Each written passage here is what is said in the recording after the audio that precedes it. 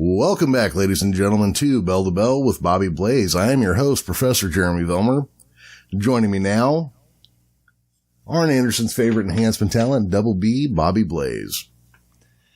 Hey, man, look at me. It's Double B, Bobby Blaze, coming to you right from behind the gorilla position. I'm going to walk out to the ring, and I'm going to take that microphone, and we have gotten a very special guest this week, Professor. He's from the Unprofessional Wrestling Podcast at Booking the Territory. He is a connoisseur of Hennessy, the general of the BTT Army, a menace to society. He is Mr. Mike Mills. Welcome to the show, Mike. Well, it's about goddamn time I got invited on this show. After all these years and months, and it's just about time. You know, I've been sitting here waiting for the call up to Bell with Bobby Blaze, and you finally decided to call me. I know what it is. Well, first off, Bobby's only been on Booking the Territory 40 times at this point, somewhere plus or minus 10 episodes. He helped me out a lot with Smoky Mountain Wrestling. But I think it all circles back. Bobby and I have never had heat, but I know what it is. Jeremy and I got heat because I made a statement about Kenny Omega and Tim Horner on Twitter, and I said Tim Horner was a better promo than Kenny Omega on a bad day, and that seemed to work Jeremy up into a lather, from what I can tell. But it is great to be here. Bobby, I love you to death. We've never met in person, but we've had a million conversations, it seems like, over the phone over the last 4 or 5 years. So with that said, I'm glad to be here, but Tim Horner is still a better promo than Kenny Omega, and I will explain, like I did on BTT about 2 months ago, why I say that. But how you guys doing, fellas? Hey, Mike, I know we've never had any heat, brother, and I can't wait to meet you in person, and we're going to. I tell you, I'm not blaming on anyone. You can put the heat on the professor if you want, but there's 2 reasons, maybe. One, I was trying to keep you away during football season because I know you're down there with the Saints, man. And hey, LSU won that big one there during this time, but we had a kind of a break ourselves from the program. Anyway, the other reason might be we haven't had. I think you're only guest number 4 or 5 on our program. We've just now recently started doing guests. So with that said, please accept my apologies, but also please accept my welcomes, and any heat from there on out, carry that over to the professor. Yeah. So obviously the humidity's gotten to your brain, and you're a booger-eating moron to hold the position that you hold on the Kenny Omega Tim Horner thing. But I want to hear your argument first before I, tear into it or, make any ad hominem attacks. Well, first off, here's the thing.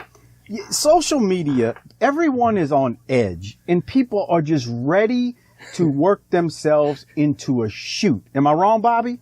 That's You're right. Everybody is on edge these days. Social media is going to be the downfall of society, but I really don't want to go down that track right now. My point being is, I just was trying to have a little fun, and Bobby knows this, and Bobby will be diplomatic because he doesn't have any heat with Tim, and neither do I. I don't know Tim Horner. I don't know Tim Horner from anyone, but we've taken shots at him over the years. We're reviewing Smoky Mountain Wrestling. What the hell were we supposed to do? Completely avoid it? But we talked we talked a lot about Tim, and the thing is, anybody who watched Smoky Mountain Wrestling during Tim Horner's run in those first 100 episodes or so, I can't remember exactly, his promos were so goddamn bad that you laughed, you pissed yourself, you just had nothing, there was nothing else you could do but laugh at some of the stuff that came out of his mouth, that he was more entertaining than Kenny Omega when it came to promos. That's a fact. It was so bad, it was a train wreck. And the one that I will cite more than anything is the one that he did with Paul Orndorff, episode 52 or so. First off, he could not get out the word Orndorff. He kept calling him Mr. Warndorf, like Warndorf. He told Paul once he got tired, he'd take over. It had some very, very, there were moments in that promo that you just lost it. It was hysterical. And then I had the opportunity to talk to Dutch Mantell on Booking the Territory probably about 2 to 3 years after that promo, and I played it for Dutch. And Dutch said something like, Mike, it was so bad. I just had to say something at the end, and Dutch said something at the end. I don't care what you do, just don't get me. Like Dutch was trying to add some comedy to it. Tim was so bad when it came to promos that he was more entertaining than Kenny Omega. The problem with that tweet was, Jeremy, and I get where you're coming from. I don't like Kenny Omega, but I don't hate him either. Yeah. What I want to say is I don't like Kenny Omega, but I don't hate him either. I don't have a Jim Cornette take on Kenny Omega. Yeah. I say Cornette because, he's the high profile guy with the takes on him. I don't have that issue with Kenny Omega. Matter of fact, I don't hate anybody like that. Just with the vitriol that a corny does. My point being though, Horner's promos were so bad, they entertained the hell out of you. And you can't help but just be like, oh my God, this guy is just entertaining in the worst way possible. And that's where my tweet went. And here's the problem. And again, I'll circle back to my first point with social media. The problem with social media is you cannot say things like that because the AEW fans came after me like I had just like I had just said, you know what? If Jesus wouldn't have died on a cross, I would have murdered him. I mean, that's the vitriol these people come at you with. So it's the day and age we live in, but that's my explanation for Tim Horner and Kenny Omega. I don't care enough to care about Kenny Omega, but I just was having fun that night. Oh, I got you. And here's the thing. I'm not like a big Kenny Omega fan. I just don't get where all this fucking, Kenny Omega is the worst comes from. And you see it especially the guys I follow on Twitter because a lot of the wrestling fans are our age, grew up on the NWA. That's what they're into, and there's all this fuck AEW and fuck Kenny Omega. And, Kenny Omega, an argument can be made that out of this generation, he is one of the best guys working. Now he sucks on a mic. But he's great in the ring, So I just don't get where this comes from. But that being said, it's not like I'm buying his fucking t-shirts. Yeah. Let me interject here. Okay. I think we've all three said this. We put over Kenny Omega last week, Mike, just so you know, because he was a champion over several. We did a top tier grading system on the titles, and his name came up several times. I don't think anyone, we've all basically said the same thing here. We're not over Kenny Omega fans per se, but we don't necessarily hate him either, especially to the point that Corny does, and that's, I don't know anyone that does to that extent. But, dude is talented. There's no doubt about it. I'm going to go with, if we're just ribbing around, I'll take a Tim Horner promo over Kenny Omega any time, to be honest with you. But I'm not buying any of his T-shirts either. But I do think part of it, Mike, goes back to that thing he was talking about, the social media. And then you said the AEW fans come out. That's the thing. I don't know if they even know how to joke or take a rib. Now, I'm not talking about we don't need all this hatred. I agree with that, man. People's on the fucking edge as it is, as you mentioned. But man, I see I just don't get involved in some of that on Twitter.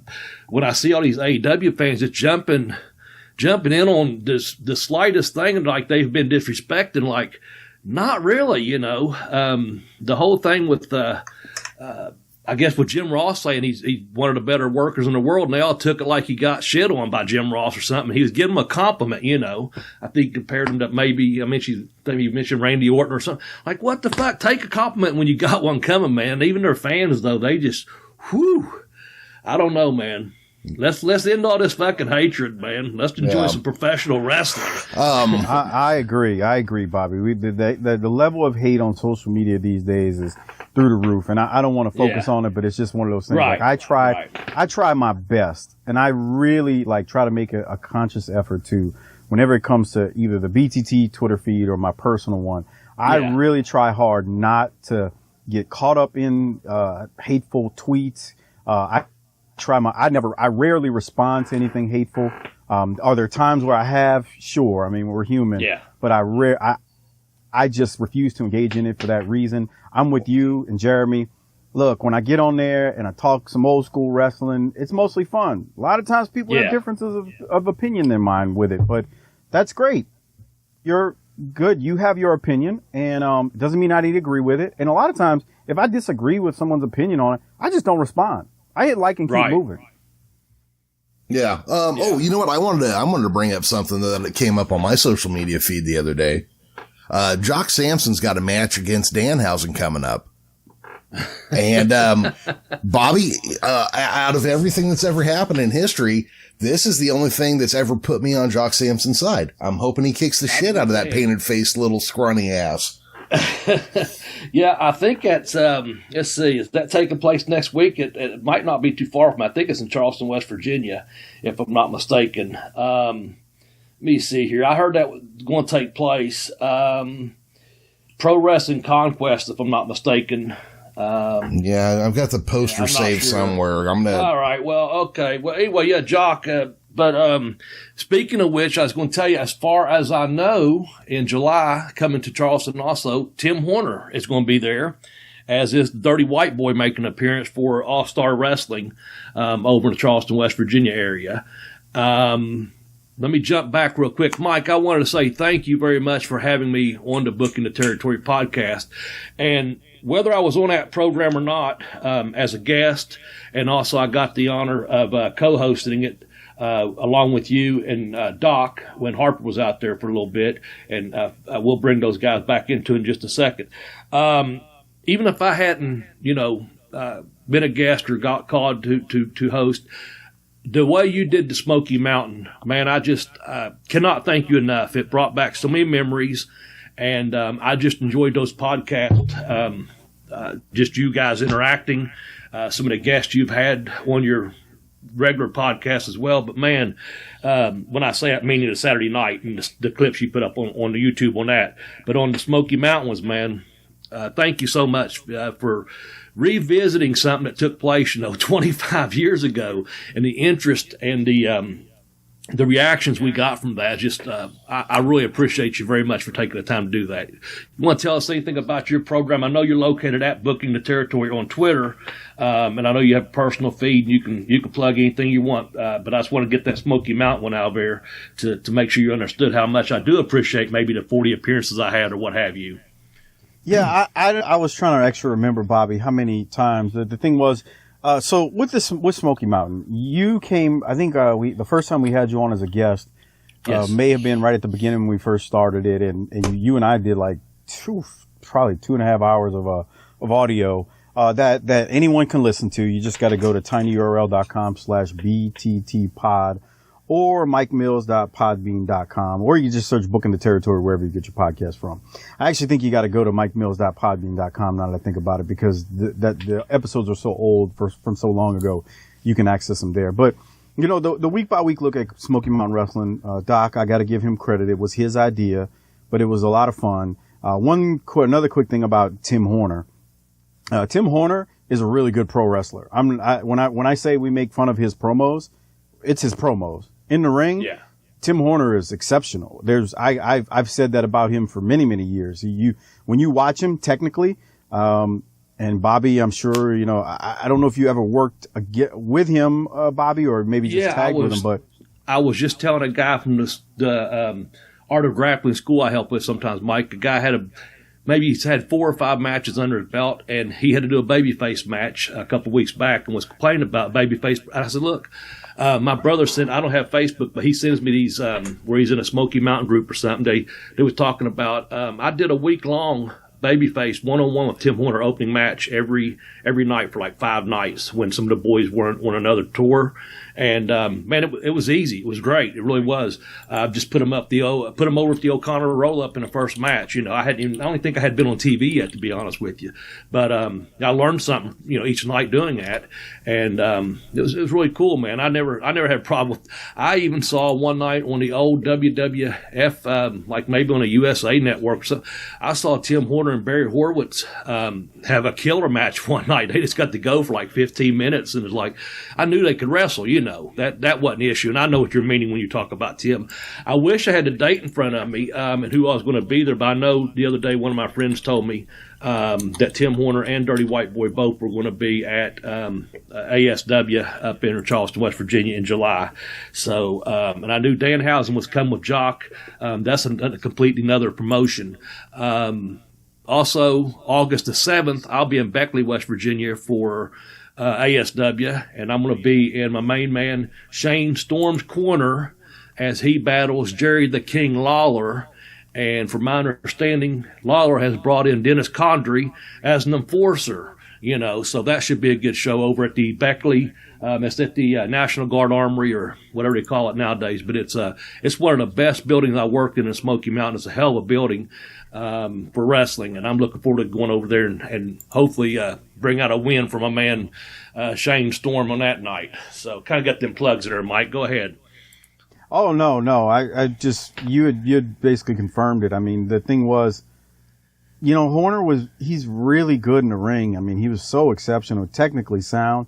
I mean, you really can't say, honest to God, you can't say anything bad about him from an in-ring standpoint. He just didn't have the personality and not cut a promo. It was like trying to pull a promo out of Tim.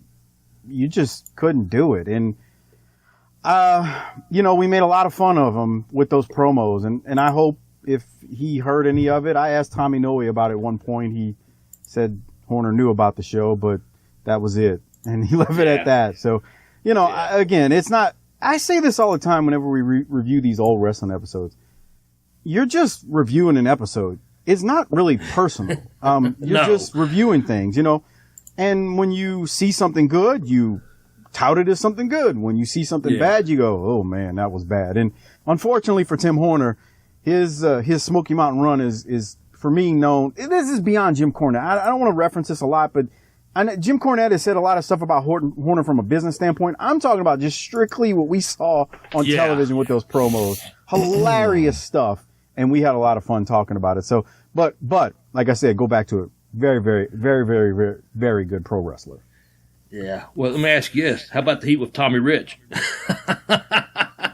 I get told that I talk about that way too much. So all I'm going to say is, God bless him and bless his heart. Bless his heart. That is never a good thing when a Southerner says that. I appreciate. Hey, I'm gonna tell you this too. Hey, Mike, that's real classy. I love it. That's good. That's good. Man. That's right. That's right. It's really classy. Bless your heart. Oh man. Hey, real quickly here. Not to take the show down a notch or anything. I do not want to do that, so let's not dwell on this very long.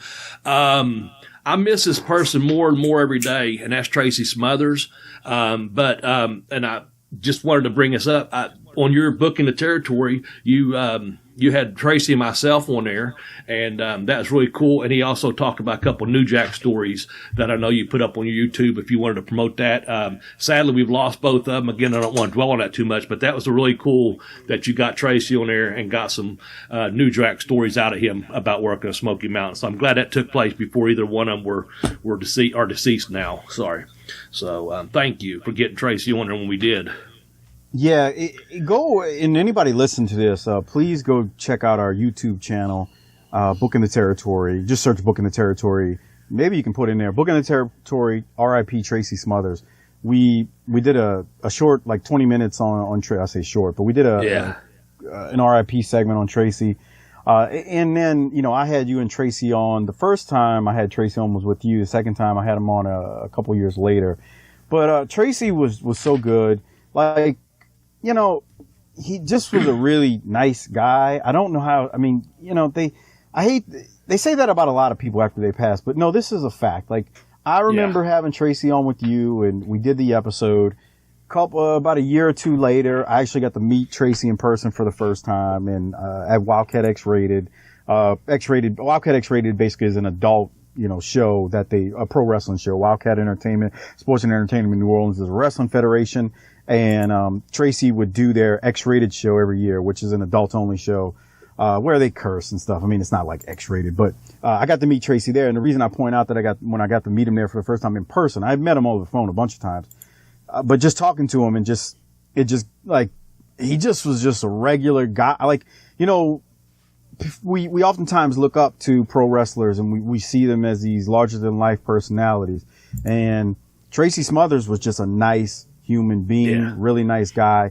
Genuine guy, easy to talk to. I'll never forget when I walked up to him. I actually felt weird, Bobby. I don't think I've ever told you this story, but I walk up to him and, he hadn't really met me in person. I mean, I guess he knew what I looked like just from like Facebook and Twitter. But, I walk up to him and say, hey, Tracy, I tell him my name. And he goes, "Oh, Mike." And he starts just putting me over with like two people that are standing there. And he's like, "This guy, he does the Smoky Mountain show and the week by week." And I'm like, I'm a goddamn nobody. And he's talking about me like I'm somebody. And I just was like, again, Bobby, the wrestler mentality is, this guy's pulling my leg, you know? Yeah. And he's just having fun. But just in talking to him, he seemed like he was being genuine. And I just sat there and talked to him for the 20 minutes or so before the show. And it just was a really good time, man. Cool. Just a genuine dude. But he was on the show a bunch of times. He told, and you told, some tremendous New Jack stories. I want to make mention of New Jack right here too. Never got to have New Jack on the show, but we did an RIP for New Jack as well, which is in our feed and on the YouTube channel. And the thing about New Jack was, I remember asking Tracy and you on that show. I said, "Are y'all shocked that nothing ever happened to New Jack in Smoky Mountain? Like, he wasn't either harmed physically, seriously, or even killed?"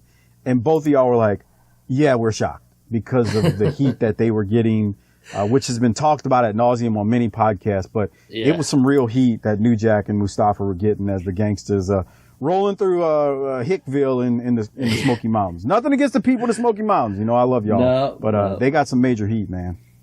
Yeah, they did, man. Definitely got over, man, for sure. The thing I was when talking with you and Doc at time, Doc always gives out the name of the building or where Smoky Mountain's coming from. He always has those the audience fees, and he says, population of this town is like, and it's 99.9% white. It's like, you're paying the audience, and he's naming them towns, man, always cracked me up. And then he'd point out some chick, or look at that kid, it's just funny to hear Doc just put them towns down, man. I'm like, damn, Doc, I was making a living in those towns at that time. It's funny, he's pretty accurate. Pretty brutal. Yeah. Brutal honesty, I think. He would do what it was, Bobby, was he would do the demographics of the Yes, of every that's town. What it was. Thank you. Yeah, when we first started, so the first few months, that you guys are going to new towns, like even before you got there, right? It's a new town for every TV tape, and eventually you start repeating, Jellicoe and all these other areas that y'all would go to, or towns you would go to, and Doc would make me piss on myself because for a while he would actually go through the percentage. Okay, we've got 98.9% white, 0.5% African American, and literally you'd be in a town of 400 people, right? So he's like, wow, there's one black person here, so eventually we got to the point, 3 years in, you guys are going to the same towns. This is not like WWE touring the world. This is, you're in the Smoky Mountains. Eventually you're in town over town. And he'd get to the point where we had people that would say, they'd email the show or tweet me and they'd say, "Why are y'all not doing the demographics no more?" So, Doc caught wind of this and eventually he starts doing them again, but he abbreviates it. He goes, "Oh, we're in Jellicoe today." And I'm making this up off the top of my head. He goes, "Okay, what's the demographics here?" He goes, "Poor and white." And that got some heat, because people would just fly on in and hadn't heard the earlier ones, and he was pissing people off. And I was just like, wow, why? Don't let that trigger you. I mean, if it's a fact, it's a fact, Exactly. you got 90% of the people there are white and more than half of them are on welfare. Well, he's not saying anything bad. He's just stating the fact. Where are you getting work? Again, it goes back to the thing, Bobby. Everybody's on edge, right? It would be like if somebody quoted the statistics from New Orleans for me and they would say, it's 60% black and 40% are on welfare. Like, am I going to get mad if I can look at the data and show that it's a stat that's real? Then we're not going to get mad about it. But Doc would do those things. And again, he's just quoting statistics that he's finding online. So anyway, we used to have fun with the various towns in Smoky Mountain. It was a lot of fun. Yeah. That promotion is underrated as we're talking about Smoky. I got to say that. If you've never seen it, a lot of it's on YouTube right now. I'm sure, you guys are fans of Bobby because you're listening to this show as a former SMW heavyweight champion. If you haven't already done so, and I'm sure you have, most of you, go watch it from episode 1 through 200. You'll have a lot of fun. You'll enjoy it. It is wrestling the way it used to be and wrestling the way I think my audience and yours likes it. Yeah, thank you. Jeremy, jump in anytime, brother. Oh no, I was enjoying the scenery here. Yes, thank you, Mike. Very good stuff. Well, I can tell you guys this. I finally got around to watching the first 3 episodes of Smoky Mountain last week. I'm kind of slowly going to pick my way through ECW and Smoky Mountain kind of over the next year, I guess. So I am enjoying what I'm seeing so far. Mike, as far as the demographics in the South, I've been to the South a few times in my life, and one thing I've noticed, regardless of if we're talking white or black or whatever that is, you can pretty much describe every small town as diabetic. And that seems to carry a lot of the South that I have noticed. It's something about the diet down there. Now, that having been said, I got dead silence over here. Hey, Mike, so what was your background? What got you into wrestling? So, I was a big Mid-South fan growing up as a kid. When you grow up in New Orleans, you got Mid-South wrestling, and the Junkyard Dog was the king of the town. Yes. Very, very pop. I mean, I'm not telling anybody out there who doesn't already know, but JYD was a legend, and we talk about New Jack being a force of nature, and I'm not going to compare Dog to New Jack in any way, but Dog was a force of nature in that area, and he could unite the people. And what I mean by unite in the South, I mean, New Orleans is a predominantly African-American city, but when it came to the Dog in the South and in Mid-South, I felt he always brought the races together. White, black, no matter your ethnicity, he would bring you in, and he had a connection with the fans. So I was a big Mid-South wrestling fan, probably starting around 1981 or so, later part of the year. So that's what I did. I watched wrestling throughout my early years into my teen years. Kind of took a little bit of a break, stayed in touch with it a little bit, but I was just a fan back then. So Mid-South was my territory. Ted DiBiase, the Junkyard Dog, Mr. Olympia, Mr. Wrestling 2, Magnum TA, the Midnight Express and the Rock and Roll Express, obviously, from a tag team perspective, were just tremendous. Hacksaw Jim Duggan. All of those guys I got to watch up close and personal weekly through Mid-South, and it was a tremendous territory. It's when you compare it by today's standards, because sometimes I hear people say they go back and they watch some of the stuff, they'll sit there and say, well, I had a little trouble getting into it. Well, it didn't have the glitz and glamour that you see now. I mean, it's hard to compare, today's standards by yesteryears, but from a storyline perspective, it was a male soap opera. And that was the one thing that I always felt watching Mid-South back in the day, is that storytelling area and perspective of pro wrestling. Watts had it down with Mid-South. So that's what got me into it. That's what kept me into it. Later on, we would get World Class. I've still never been able to figure out when we got World Class in New Orleans. I felt like it was around the 1983 time frame. But when you're a young kid, you just kind of don't remember. But we would get World Class. So for me, in New Orleans, I would get Mid-South on Channel 26 in the afternoons, 5:30 or so, and then we got World Class on Sunday nights at 10:35 on Channel 6, which is the NBC affiliate in New Orleans back then. So that's where my fandom comes from. All right, how'd you get into podcasting? How'd I get into podcasting? You can kind of I don't say you can blame Doc. So for years, a friend of mine he still got one. He's got a Saints podcast. I'll shout him out here, Saints Happy Hour. And they're kind of like the way BTT is, in that they're an Outlaw Mud Show production. I'll leave it at that. And my friend Ralph, he does that Saints Happy Hour. He's got a 3 or 4 co-hosts that he works with there. And so I used to listen to his show for years, and we went to high school, me and this gentleman, together. And then, I used to listen to some of the old Steve Austin shows and JR, and I just, I always like, man, it'd be cool to do a podcast, right? It's like, it's fun. You can kind of be a little creative with it, and you can do your own thing. And then, as fate had it, Doc and I started working together. We had never known, we've only known each other since 2013. So we get to know each other, and I'm just battling it through my head and trying to work through it and figuring out the technology of it all. And eventually I figure it out. I'm like, oh, okay, it's not that hard to upload podcasts and do this thing. And so I'm going to give it a shot. So, it's funny you asked this. Yesterday, as we record this, let me just say this. Yeah. June 5th, 2021 was the 6-year anniversary of Booking the Territory dropping its first show. Yeah, so that's congratulations. How I retweeted that, by the way. Congratulations. 6 years, man. That's damn good, Mike. Thank you. It's a labor of love. I mean, no one's going to get rich in it. It's kind of like working the independents as a professional wrestler. You're never going to get rich at it.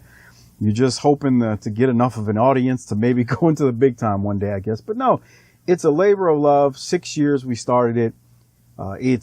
It's taken a long time to get a decent audience. I tell people that all the time that get into it. Like, look, if you're thinking you're just going to have thousands and thousands of people listening on day 1 or 2 or year 1 or 2 or 3, it's not how it works. You got to stick with it. You got to put something out consistent. And since we started in 2015 on June 5th, when we recorded that first show and dropped it that night, we've put out close to 1,000 episodes. I think we're actually over 1,000 now if you consider the Patreon shows, but just the regular shows were 750, 800 or so. I can't remember exactly. That's still a ton of shows. It's a ton of shows. Yeah. And, I take pride in something with this, and this is just something I always say. We have not missed an episode as far as in a weekly episode. There has been at least one episode every single week since we started. Damn. So every single week there's been at least one. And if you figure during that time period, we also did Smoky Mountain Wrestling. That's 200. There was 200 weeks straight there where we did at least 2 per week. So it is not easy to do what we've done. And so I take pride in the fact that we've been able to do that for so long and be so consistent. So, that's how, I don't know if that answers your question, Jeremy. I get kind of long winded, but that's how it started. That's how we got into it. And, so just so you know how we ended up, a wrestling podcast, it's funny, like Doc was an old school wrestling fan and he just started talking to me one day about that, in the workplace at lunch. And then you know how it is when somebody starts talking old school wrestling with you, you kind of feel them out, and we were feeling each other out in the early process when we were getting to know each other. And, when he can start quoting things and talk about world class in terms that, you have people who are from Texas who can say, oh yeah, I knew who the Von Erichs were, but they don't know old school wrestling. They just remember the Von Erichs. They were like casual fans is what I'm going to call them. But he could cite the specifics with, Kerry, Kevin, and David, and, and Mike, and Chris Von Erich, and he could cite the specifics with the Freebirds, and he could even go further and talk about Iceman and Chris Adams, and all of the things that when you're getting to know somebody, you go, okay, this person's not just some guy who can spot off a name or two. They know what they're talking about. And it was kind of like that. So as we got to know each other, that's when it became, oh, well, you know what? I was thinking about doing a podcast. What do you think? And then it took a few months. We talked about those things for a while before we actually launched the first. We didn't just have a conversation one week and then just launch into it. That before we actually, probably before we actually launched the first episode, we had at least 6 months worth of talks. It wasn't like we just jumped into it where we would discuss, what are we going to do with this? What are we going to do with that? And even since that first episode where we talked modern wrestling, it's morphed into a lot, to something completely different than it once was. Yeah. Now, how did Harper come on board? How did he hook up with you guys? Hard Body, shout out just for him. And thank you, Doc, when I got to co-host with you guys. I appreciate it very much because Doc was one of the ones I was on with you, Mike. So how's Harper fall into all this mix? And Bobby, you got to meet Hard Body Harper at WrestleCade, was it? Yes, sir. That's WrestleCade. Right. I'm trying to remember. Yeah, he came up to me. I think he came up and representing Wildcat, if I'm not mistaken. That's right. That's right. Yes. Yep. Yes. And so right, shout out Hard Body. Appreciate that. He cracks me up sometimes. Oh man, your YouTube's shorts that you do. Oh my God, man, I just roll. He's good stuff. He's a cartoon character. He really is. Hard Body Harper, who works for he works for the independent promotion Wildcat Sports and Entertainment. He's a manager and he does color commentary for them. He's our co-host. So the way he came aboard, about 5 or 6 months in of us doing Booking the Territory, Doc had a family emergency. So, we jump through hoops to get these episodes out every week. I hear you. Doc had a family emergency and he couldn't record. So I know the owner of Wildcat, have known him for 20 years now or so. And I had heard Harper on commentary on their television show. So I had reached out to him actually a few weeks before that this came about, and I was like, hey, what do you think about me having Harper on the show? And he's like, oh yeah, that's cool. So that day, Doc had this family emergency, couldn't do it. Spur of the moment, I sent Harper a message. Had never talked to him before on the phone, just through Facebook or Twitter, and say, hey. Now again, I had heard him on commentary for Wildcat, so I knew there was something there with him. And I said, hey man, do you want to host the show with me this week? Can you do it tonight? Because Doc can't make it. And he said, yeah, what time? Tell him what time. So Harper comes aboard. Well, the week he did that episode with me, it got a lot of feedback and people seemed to love him. And I thought he did a great job. Just, Bobby, I mean, you've been in the pro wrestling business and now podcasting. Not everybody can do those things. Not everybody can just jump on the spot. I'm not going to say you're performing all the time, but you just can't drop anybody into that seat and say, hey, do this and run with it. And I thought he was able to do that fairly well. Right. And, that's how Harper became a part of it. So the next week I said, hey, Harper, you did good. Let's do the 3-man booth and let's do that. And Doc was fine with it. Something that no one would ever know unless I say this. Harper and Doc have never met in person. Not one time. They've only met on air. They've never met in person. Harper has no idea what Doc looks like. No one besides me, as far as BTT goes, knows who Doc is and what he looks like. So they've never even met in person, and they've got, I think, pretty good chemistry in the podcast game. But that's how Harper came aboard the show. Cool. Very good. Again, that's at Booking the Territory. That's where you can find Mike Mills at, along with Doc and Harper. And, man, they do as mentioned, the Smoky Mountain, all 200 episodes. They also do the NWA Saturday Night. And what year did you start that, and where are you at right now? I think, are you around 86 right now, or are you farther than that? I'm behind. We're the Saturday Night NWA show. Yeah, we're actually we're far along. We're in 1990 now. 1990. Okay. What year did you start that one? On the NWA Saturday Night? So when we started, we had been doing the Smoky Mountain show for a little while at that point, and we were still kind of covering some new stuff on our main show, but we were starting to transition. So we had done the Smoky Mountain show for a few months, and I had noticed just one day randomly, back when the WWE Network in the United States of America was a thing, I was like, wow, they loaded all these old 85, all these old NWA, WCW Saturday Night episodes onto the network. And they went back all the way to, I think at the time, October of 85. So I told Doc, I go, man, remember when we used to watch this and how great it was and the promos with Flair and all that stuff? And he's like, yeah. So we just immediately at that point go, change of direction. We are going to start doing these on our main show weekly. And I think it was the right choice because the download spiked and they've kept spiking since. And I've been grateful for anyone who I've listened. I think I'm an 86, to be honest with you, because I listen to those sparingly and I do enjoy them. I just wanted you to know I downloaded each week, but I don't listen I didn't even know you was up to 90, to be honest with you. But that's good to know, Mike. Very good. So now is that just you and Doc doing them or on that one now? No, Harper's still doing those. Okay. With us. Yeah, and then you're doing a Mid-South one also, right? Yeah. Harper does the NWA show. I'm going to answer the Mid-South question in a second. Yeah. Harper does the NWA show with us usually when he doesn't forget, falls asleep, gets day drunk, ends up eating ass and forgets it's the night he's recording. That's not a joke, people. I'm dead serious when I say that. But Harper usually is on that show with Doc and I. I'd say 90% of the time. Now the Mid-South show on the Arcadian Vanguard Network, that I do that one with Brian Last from the 605 and Jim Cornette's show. That one doesn't come out regularly, but it is a week by week look at Mid-South wrestling.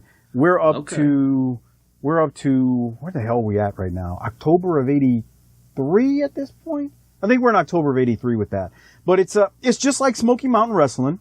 The only thing that we do, the only thing different, and I must point this out because we're plugging BTT here. Mm-hmm. Ladies and gentlemen listening to this show, Booking the Territory is juvenile. It can be a train wreck at times. There is nothing professional about it. We are literally kids. We're like teenagers who never grew up. We're 14 years old. And you just need to know that before you ever come listen to that show. And I don't say that as a way to like be insulting. I'm just saying, I hear from people when they go, oh my God, you and Brian are so professional. Or, you know, you do this on this show when I've heard you on. So I have to warn you. They call Booking the Territory the Unprofessional Wrestling Podcast. And it's because the language can be strong. Harper's always talking about some train wreck of a situation he's been in. So it's very unprofessional. But we love talking old school wrestling. And the thing about old school wrestling, and I think both of you can appreciate, it was not politically correct in the least bit. Not even close. These shows, right, it wasn't even close. Yeah. When we cover these shows, we're covering it from the perspective of like the things that you may have heard comedians say in the 80s or the 90s before, you know, things were, you can't do certain things anymore. So those are the things like you think about it. And I'll cite one specific promo that JYD cut in 1988 on the NWA Inside the Studio. He said he mocked Hiro Matsuda and he mocked them in a Japanese accent, similarly to what the AEW guy got fired for a couple weeks ago.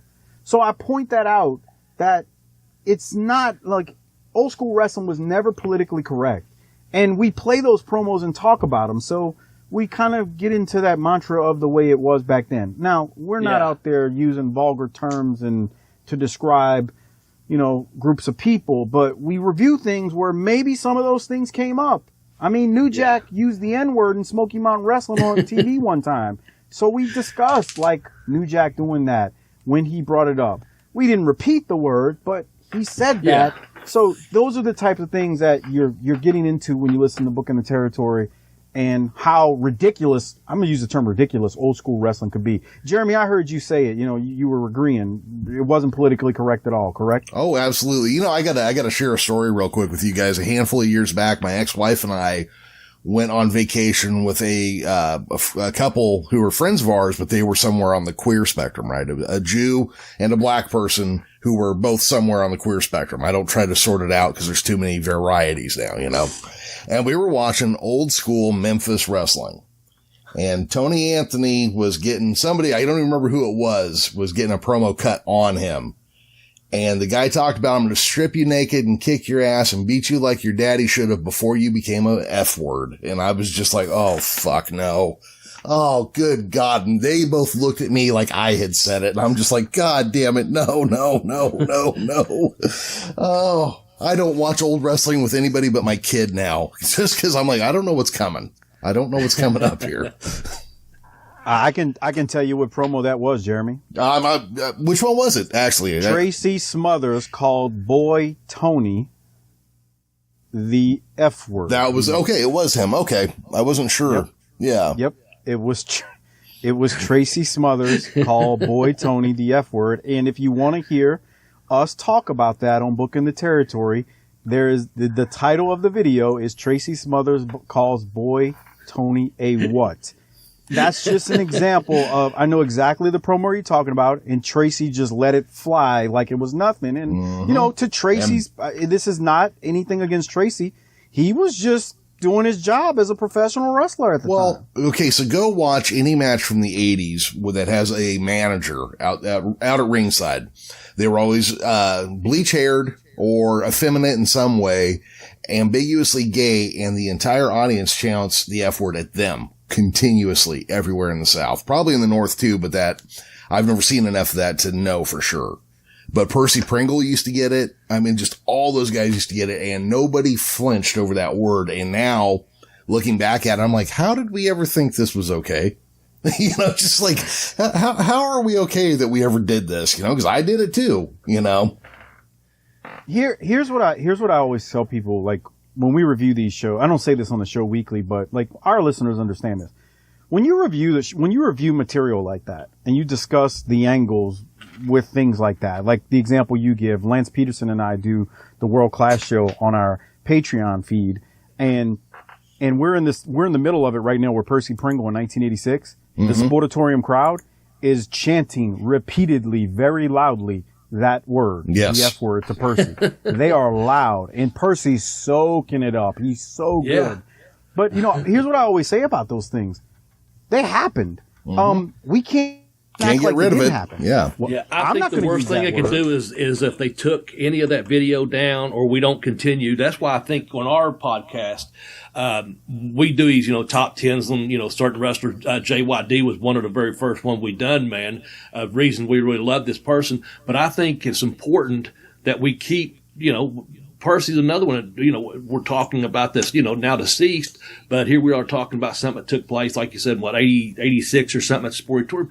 I think it's important that we have that in our history as old school pro wrestling fans, that these videos do surface and that we can watch these matches irregardless of what's being said in the ring, so we can keep these guys around and keep their names alive, I guess is what I'm saying. That's just important to me as a fan that we, just keep them around and have them around in conversation, guys. I'm a little bit older than you all, just saying, guys our age in a demographic that, hey, we're old school wrestling fans, and I'm proud of that, to be a pro wrestling fan. Yeah, and I don't think there's any problem in realizing that the past was different. I know a lot of people want to tear down statues and do all this shit nowadays. And arguments can be made either way, but you cannot completely wash away the past. We have to realize that people used to talk like that. The Nazis really were bad guys, and there's no cleaning up history, Yeah, well, I think when it comes to, I just think when it comes to pro wrestling, there are a lot of things as you watch old school wrestling that were not politically correct. And we discuss them on BTT, and we make ridiculous jokes about some of the things, and we laugh because I'm sorry, it's just unreal when we laugh in a way of, oh my God, they said that and it made air. And that's in again, we're it's so easy now, like when you're our age, older, and go, wow, I didn't even blink when I heard that as a kid, but now I hear it and I'm like, whoa. So it's just one of those things. I'll mention one other promo. This is from Mid-Atlantic. Ernie Ladd was cutting a promo on Rufus R. Jones, and he said, I'm gonna beat the black off of you, Rufus R. Jones. I mean, you hear that in 2021 and you go, man. I mean, but back then, promos were a lot, they definitely weren't scripted, but they were you just said whatever. And there is instance after instance in those old promos that I'm really worried about where it's going, especially if WWE sells. And I mean, now the network in the United States is on Peacock. It's quite a shame that these things are going to be washed away. And well, that's what I was. And that's not. Let me say this. That's not me saying I co-sign on the use of Tracy using that word. I don't use that word. I don't think it's right to use that word. I don't believe in the N word.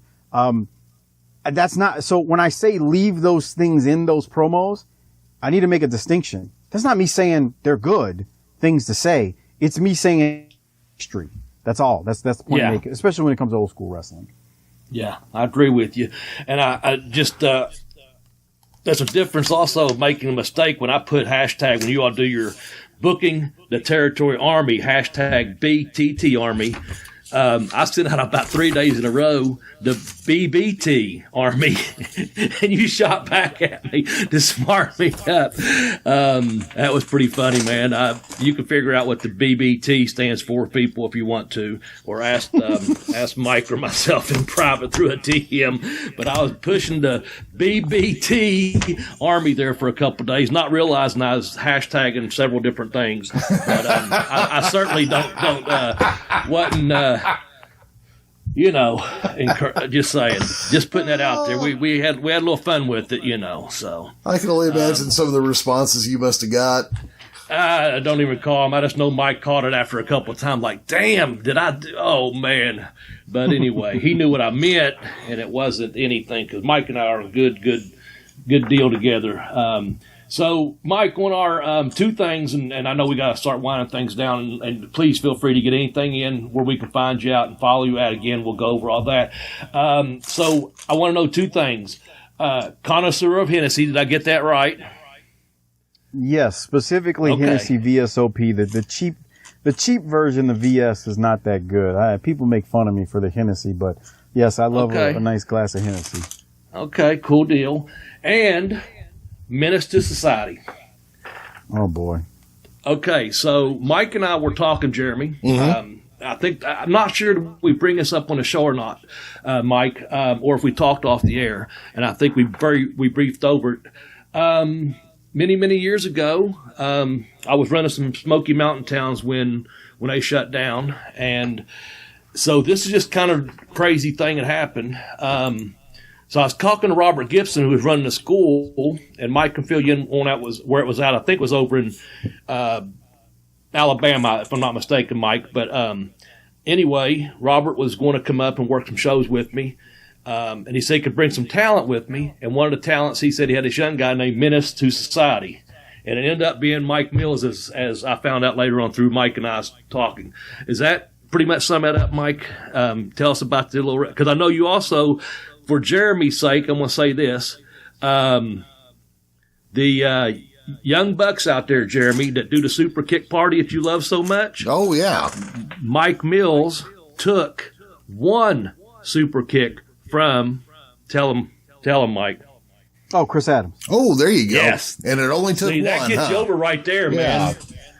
So, anyway, tell them, so I get that right about the Mike Mills and Menace Society, how we figured that out. Oh, shit, you could have been on one of my shows at some point. Yeah. So this is interesting. And Bobby, I think it's the very first time you were on the show with me. We were... Like I said, Bobby and I, we were like two guys who had known each other for years. We recorded 2+ hours of audio, and then we had a conversation about WCW that wasn't even recorded, where we got into the No Limit Soldiers and Big Swole and all. We started talking about all of that. But before 4x4, we started having this discussion. Before that, though, Bobby, I don't know how we got on the topic, but I think I actually said once we were done, I actually said my wrestling name to Bobby. Again, we weren't recording. And Bobby, it like jogged the memory in his mind. And he said, so he tells me the story of, I think I got your name before you were going to come work a show for me, in Kentucky. And that made me realize, I remember back in 96, or when did you run those shows, Bobby? It would have been late. It would have been 96. Yeah, 96. Okay. We shut down in 95 at Smoky Mountain. I started those the spring of 96. Yeah, spring. So Bobby and I are talking, and Bobby says, I heard your name. You were going to be on my show, I think. And then that made me, when somebody tells you something that you remember, and I hadn't been wrestling for on the independents that long at that point. I remember. So I had met Robert Gibson in either 96 or late 95. I don't really remember the time frame exactly. Yeah. And it probably was in 96, though, now that I think about it, because he would have been done with Smokey by then. And I had gone to a couple of his shows. He was running some shows in Pensacola, I think at the Pensacola Fairgrounds. And so I had known Robert Gibson. He had been on a couple of shows that I had been on in the Louisiana area. And I didn't remember. I remember this guy I used to work for who told me, hey, Robert Gibson is gonna get us booked in Kentucky. And I was like, okay, well, just let me know in case I got to take off of work or something like that. What I didn't know was that Robert Gibson evidently told Bobby Blaze, I got a couple of guys I can bring with me if we go. We'll all ride up together. I guess the plan would have been, we would have ridden over to Pensacola or Alabama. I don't know where Robert was living at the time, but that would have been a short drive, to be honest, from where we were in South Louisiana to pick him up and then shoot up north to Kentucky. That would have been the longer part of the drive. So I come to find out all these years later, because I think we were having this discussion in like 2017. So almost 11, 12 years later, Bobby and I are having a discussion, and Bobby had never seen me, never laid eyes on me, but he had been told my name, my wrestling name, as one of the guys that Robert Gibson was going to bring up with him to come work Bobby Blaze's show. And it was just one of those things. It never happened. So Bobby and I never got to meet in person, but it's just crazy how interconnected things can be when it comes to wrestling. Yeah, we'll meet. Yeah, we were doing like 2 and 3 day runs, and I'm sure if I was bringing Hoot in for that, it would have been like a 3 day deal, where you're worth coming up for, So I have a question. I have a question. If you're wrestling under the name Menace to Society, what's your ring gear like? So at that time, I was really Outlaw Mud Show. That's why I'm really like, wow, Robert Gibson said my name to Bobby Blaze. And I didn't know who Bobby was at the time. That's what was kind of shocking, because at that point, I think I was wearing some Air Jordans, basketball shorts, and probably just a t-shirt. I mean, I probably looked like Kevin Owens, except no wrestling boots at that point. Now morphed into, if you were going to go a few years down the road, I actually ended up with some wrestling boots. Well, for a time period, remember, Bobby, everybody in WCW was wearing those Magnum boots. Yeah. So I had a pair of those, but then I actually got just some black boots, and I still was wearing like basketball shorts, but I would have a singlet on underneath it, and I'd throw a jersey on over the top. Okay. So I'd have a singlet underneath, but yeah, I mean, that was kind of like the gimmick. There was phases, Jeremy, where I had my hair braided.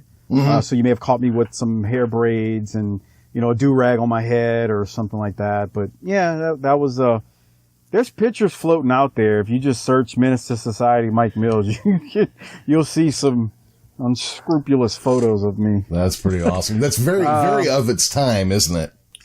Yeah.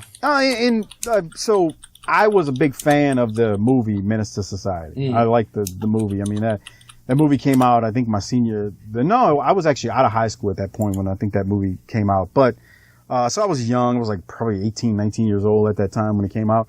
Anyway, I liked that movie, and there was a promoter in the South Louisiana area that I was working for, who was like, what do you want your name to be? If you're going to come work for me? And I was like, well, I don't know. I like the movie Menace to Society. And I said it as just like, haha, and he's like, I like that. I was like, okay.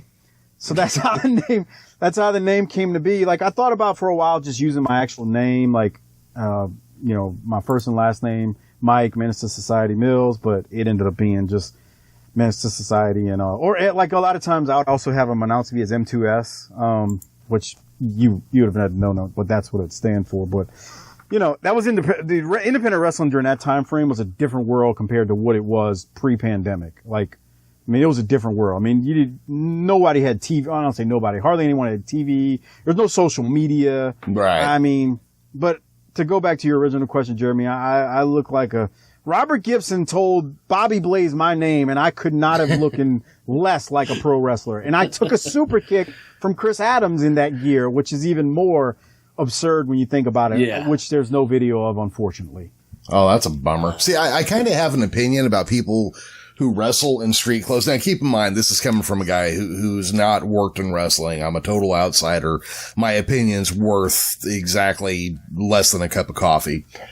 I kind of feel like guys who show up in streetwear for a wrestling match should be in prison. That's just me. I'm not trying to cause any problems, but just saying, when I see like John Cena wearing jorts in a fucking wrestling match, I'm like, no, he should be in prison. That is wrong. That is just wrong. But Well, fuck me sideways, Jeremy. When I had my Terry Funk boots and I wore jeans on a Japan tour, it got over, so I don't want to hear it. But no, I agree. We're not going to send you to prison, though. God damn, man, that's too hard. That's too harsh. But, yeah, there's something to be said about it, man. Let's all get some professional ring gear so we're not being a part of the outlaw shows, right? So we're trying to be, anyway, we're podcasters now, man. We're above that. We're above that, man. Mike, tell all of our good listeners where we can find you at, man, at Book in the Territory. Real quick. Again, let me repeat. Robert Gibson told Bobby Blaze my name after seeing me in that gear.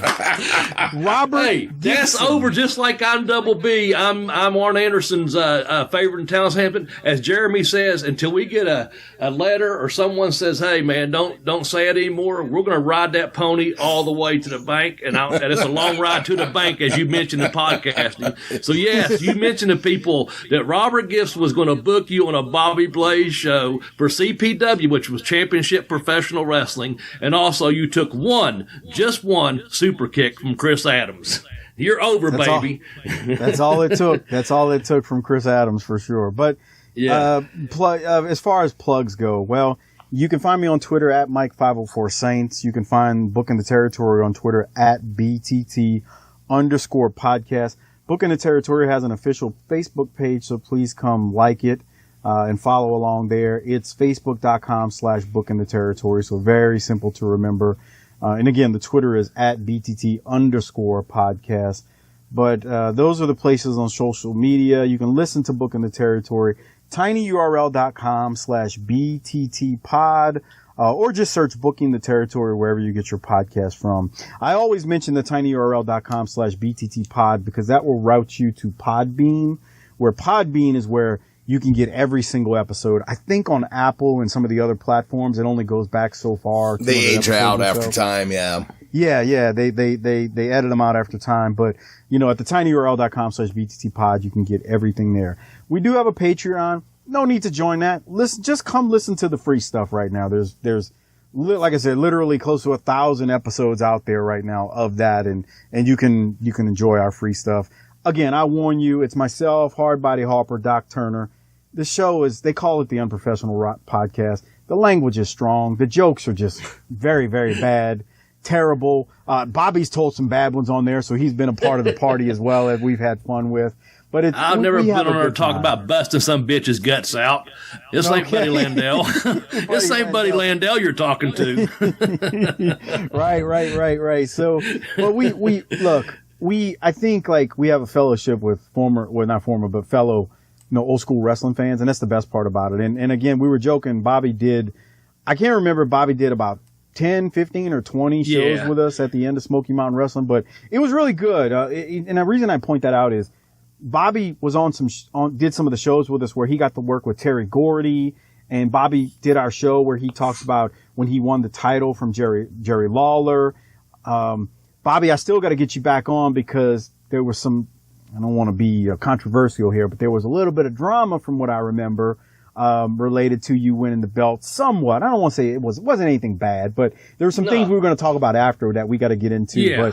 But we had an exceptional good time just talking to Bobby. Bobby's been on the show. I joked and said 40 times. It's probably close to that though in actuality, because he did week by week with Doc and I for as we neared the end of Smoky Mountain Wrestling. So you can listen to us there. Come have fun with us. The drama-free show. Join the Facebook page and have some fun. As we relive I'll call it the good old days of wrestling, because what we see now it's not pro wrestling anymore. It's pro sports entertainment or something. Stop that. We don't use that kind of language together. Yeah, the stuff we talk about for the most part is what was pro wrestling and not right. whatever's happening now. Yeah. No shade at those people. There are some hellified athletes. No, we don't talk. We've always put the talent and hard work over, and good, wrestlers, performers, etc. But man, yeah, Mike, thanks so much for taking time out of your busy schedule to come on to Bell to Bell with Bobby Blaze podcast. Jeremy, you got anything to wrap it up with Mike? I know Mike. I just want to say personally, I can't wait to meet you in person. I know we clicked, man. I know we're kind of brothers, well, that's going to happen one day. Now things are lifting up with this times of pandemic, man. I know also you talk about sometimes we tweet out. I do the same thing. Got to take care of our own mental health sometimes, people. Don't get on there fucking hating people. Or, as Jeremy says, don't be a dick, man. On them damn social media platforms. Everyone's on edge as it is. Take care of your own mental health, man. That's kind of the way I close out every week, Mike. And that includes myself. I have to tell people that because I know myself, and I just have to tell myself, man, sometimes I say, fuck, Bobby, drink a beer, man. Chill the fuck out. Quit, you know what I'm saying? Just relax and take care of yourself sometimes. So that's my closing statements. Jeremy, Professor, thanks for recording this and editing and getting it up on time. But again, Mike, thank you. Professor, thank you. People out there, take care of each other and take care of yourselves. All right. Well, everybody, don't forget, go buy Bobby's books. If you don't have them, if you got friends who don't have them, go buy them. They're on Amazon. Just search Bobby Blaze. They'll come up. Let me see. For everybody else, yes, take care of yourselves, each other. For God's sakes, don't touch Terry Gordy's van. And until next time, bye-bye, everybody.